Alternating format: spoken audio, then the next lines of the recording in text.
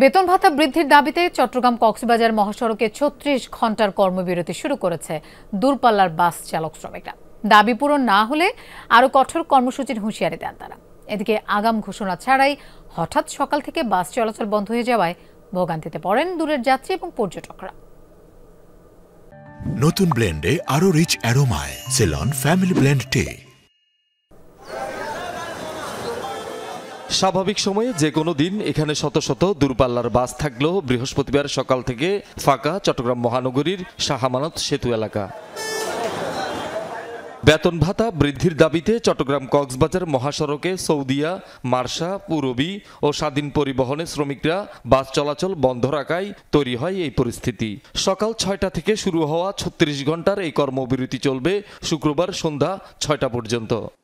Original বেতন হচ্ছে কি ৩৭৮০ টাকা, আমাদেরকে ২২০০ টাকা বেতন দেয়, এই জন্য ধর্মঘট করতেছে। যে বেতন দিচ্ছে ড্রাইভার স্টাফে সেটা হচ্ছে না, এই জন্য ওনারা কর্মবিরতি রেখেছেন। ওরা গাড়ি চালাচ্ছে না, শ্রমিকের গাড়ি না চালালে আমরা তো ধরার কিছু নেই। মালিকরা সমাধান দিয়ে দিলে ১ ঘন্টা পরেই আপনার গাড়ি চালু হয়ে যাবে। ক্লোজ ডোর গাড়িগুলো নাই, এই জন্য তার বদলে আমরা হানিফগুলো ক্লোজ ডোর ছাড়ছি।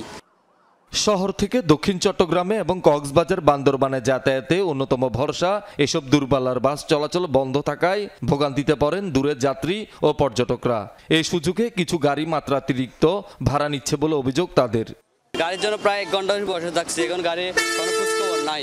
এমনি তো গাড়ি ভাড়া হচ্ছে ৩৮০ টাকা, ঠিক আছে। আর এখানে এখন মনে করেন এরা যা ইচ্ছে সেরকম করে নিবে। ওদের নাকি বেতন বাড়া নিয়ে এরকম একটা ঝামেলা হয়েছে, এই জন্য ওরা গাড়ি বন্ধ করে রাখছে, অবরোধ। ঘন্টার পর ঘন্টা অপেক্ষা করার পরও গাড়ি পাচ্ছে না। গাড়ি না পাওয়ার ফলে মানুষ তীব্র গরমে অসুস্থ হয়ে পড়ছে। দাবি পূরণ না হলে আরও কঠোর কর্মসূচির হুঁশিয়ারি দেন পরিবহন শ্রমিকরা। এখন ৩ দিন দিচ্ছি তো, আর ৭ দিন দেবো, ৭ দিন না দিলে ২১ দিন দেবো, ২১ দিন না ৩৬ দিন দেবো। শ্রমিকের বেতন বাড়া দিতে হবে, দুনিয়ার মজদুর এক হতে হবে। বেতন ভাতা বৃদ্ধি না হলে আরো বাড়া দেবো, অবরোধ বাড়া দেবো।